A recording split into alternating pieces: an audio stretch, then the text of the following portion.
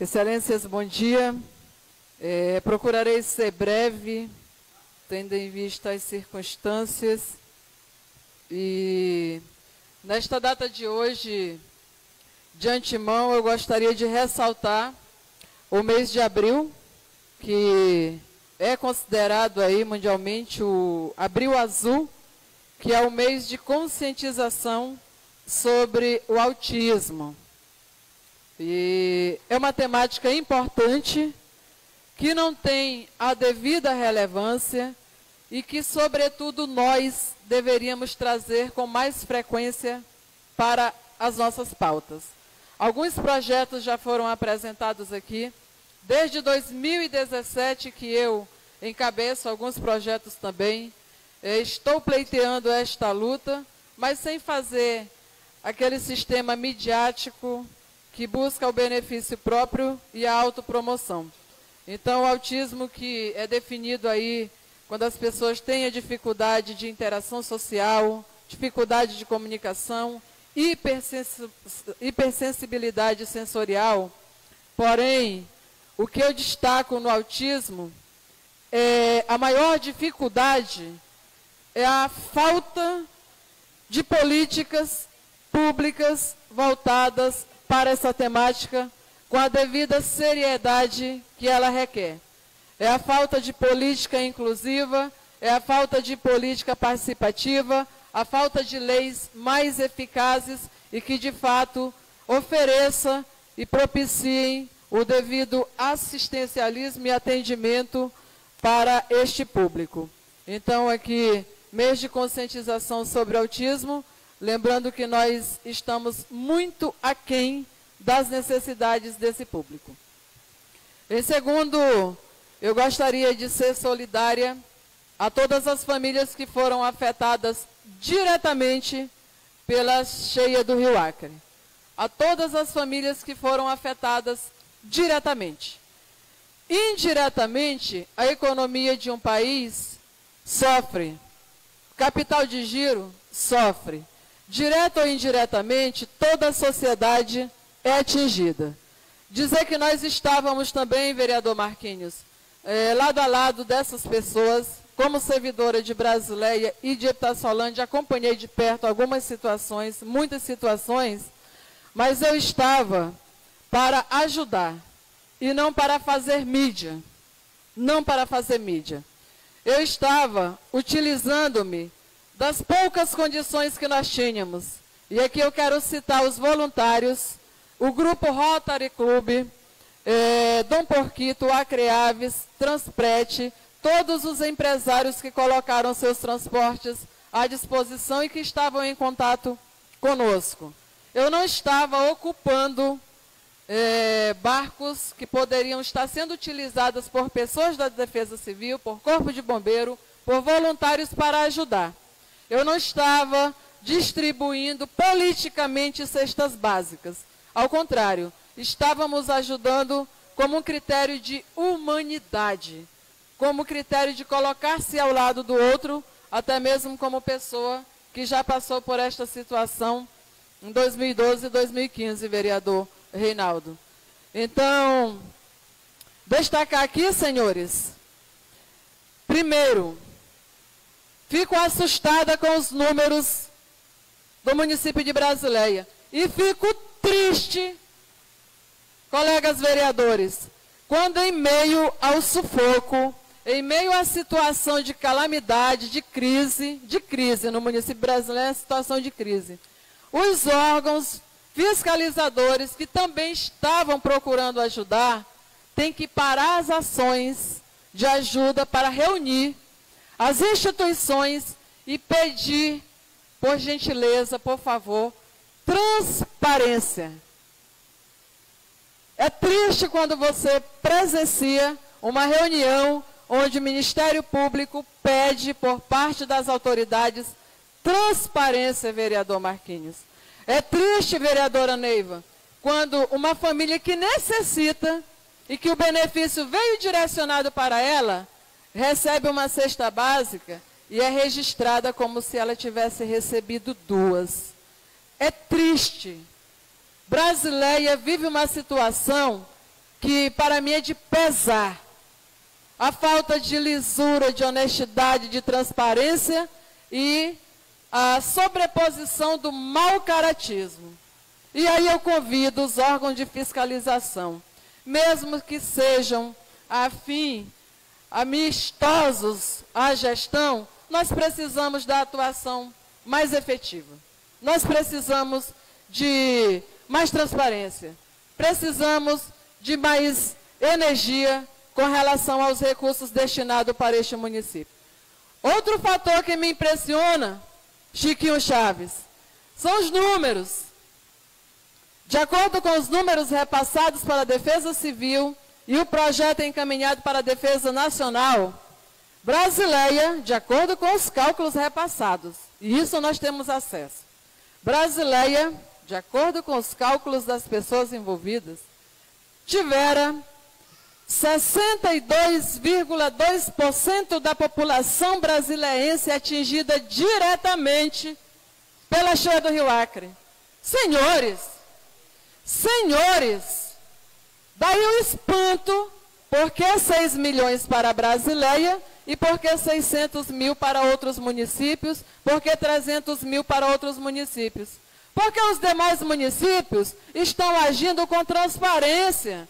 O momento não é de nós nos oportunizarmos da dor alheia, do sofrimento, da crise, de uma situação que nós temos que ser amistosos, empáticos.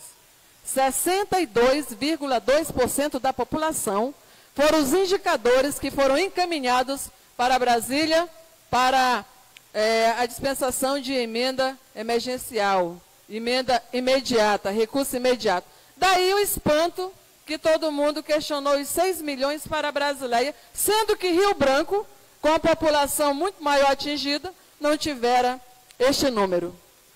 E eu fico perguntando, será que esse cálculo, 62,2% da população brasileira atingida diretamente pela cheia do Rio Acre, será que esse cálculo foi realizado com a mesma calculadora que encaminharam para cá um projeto de remanejamento, onde tinha uma diferença de só 400 mil reais?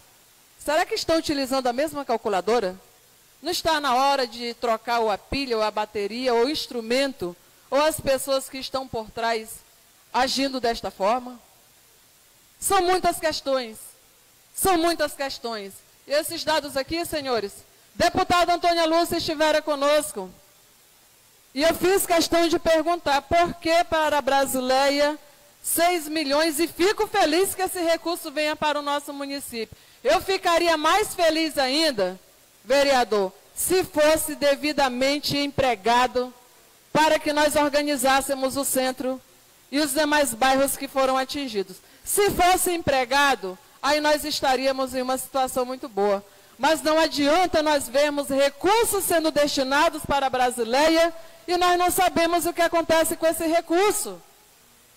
A situação de projetos de habitação, projetos habitacionais, Minha Casa Minha Vida, está com 3 sessões seguidas que eu falo aqui. Governo Lula anunciaram novamente, orlas são importantes para o município, as orlas são importantes. É importante nós irmos lá, em uma situação em que a população precisa de nossa ajuda, falar sobre a orla, é importante a orla. Mas é muito mais importante, senhoras e senhores, que nós tenhamos habitação para essas pessoas que têm que passar pela mesma situação a cada momento que nós temos essa situação, que é uma situação de lei natural.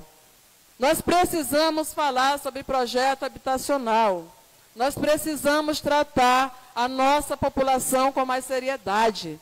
Nós temos que sair do discurso hipócrita. É uma hipocrisia o que vive esse município. Perdeu tudo, vereador Reinaldo, o senhor perdeu tudo. O senhor que colegas, servidores da prefeitura, ajudaram na sua mudança. O senhor tem coragem de brincar com Deus que perdeu tudo. Cuidou tanto das pessoas que o senhor perdeu tudo, vereador. Com Deus não se brinca. Se o barco virou, um dia a casa cai. Com Deus não se brinca. Com Deus não se brinca. E, senhores, eu tenho questionado a situação dos bairros do município de Brasileia, Alberto Castro, Francisco José Moreira, aquela saída ali na direção do hospital, em frente à Klein, aquela divisória que fizeram ali naquela avenida, virou uma situação de caos. Buraco, sem iluminação, e nós estamos a mercê. E lá não foi alagado. E lá já tinha recurso superior a 6 milhões de emenda do ex-senador Jorge Viana para projetar naquela rua. Eu já apresentei aqui as placas com as emendas de melhorias para alguns bairros de Brasileia. E, no entanto, quando nós cobramos aqui, em defesa da população, dizem que é perseguição. Só a verdade, nada mais que a verdade. Agora eu gostaria de mais agilidade por parte dos órgãos que são responsáveis também, assim como este poder, de acompanhar o recurso que deve ser empregado para a população. Eu gostaria. Senhoras e senhores, com relação à educação, irei aliar-me ao discurso do vereador Jurandir. O que faltou em Brasileia, mais uma vez, foi planejamento. A culpa do atraso das aulas não tem nada a ver com a cheia do rio. A cheia aconteceu agora. As aulas, e aqui, olha, depoimento dos gestores. As escolas estavam prontas, as equipes estavam prontas desde o dia 15 de fevereiro para ter início às aulas. Problema foi da gestão, problema foi na secretaria, com o seletivo, com as lotações. O problema foi ter que, naquele critério de perseguição, tendo em vista o excedente de contratações que tiveram em outros momentos, com fins indevidos, tiveram que perseguir muitas pessoas que estavam fora de sala de aula para retornar. O problema é esse, precisam se organizar, porque precisam consertar a casa que eles bagunçaram. Então, o atraso nas atividades letivas em nada tem a ver com a cheia do rio. Por quê? Já poderia ter acontecido, como é o caso de Itaçolândia, que tinha iniciado as aulas, diante da cheia, pararam-se as aulas, porque as escolas foram utilizadas como abrigo. Falar aqui sobre a lei, e gostaria de encaminhar em forma de pedido, Josi, em forma de indicação aqui, informações da ilustre secretária de Educação sobre o cumprimento da Lei Federal 12.764, tá? Eu gostaria de saber sobre o cumprimento desta lei e o decreto de lei número 8.368 de 2014. As crianças com laudo precisam de tutores, precisam de cuidadores. E ontem nós estivemos lá na Escola Vitória Salvatier, diante de um depoimento, e até o momento eram 24 crianças com laudo. E nós precisamos repensar também a situação subhumana pela qual passam esses professores. Porque, de acordo com a lei diz que até 2 crianças, até no máximo 2 crianças especiais, em uma sala de aula, vereador.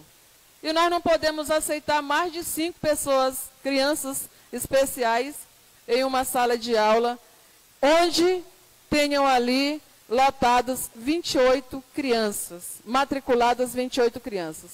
Temos que repensar a lei, temos que ver a situação desses professores e nós temos que nos ajustar adequadamente. Cumprir a lei é essencial. Cumprir a lei é essencial. Valorizar a educação, que virou conto de fadas no município, é algo que nós sonhamos aqui, mas é necessário. Barganhar com a categoria não faz mais sentido. Agora, eu gostaria que os gestores compreendessem que a gestão é democrática. Eles foram eleitos democraticamente. Eles precisam ter autonomia e não se curvar diante da tirania desta gestão. Gestão esta que está com tentativas de modificar a lei de gestão porque precisa colocar as entranhas em algumas escolas que não compactuam com o que é errado. Não compactuam com a soberba e com a tirania que é imposta, infelizmente, na nossa educação. Nós precisamos de um novo momento na história do município de Brasileia. Nós precisamos nos levantar e exigir respeito. Senhoras e senhores, obrigada pelo tempo, excelentíssimo senhor presidente.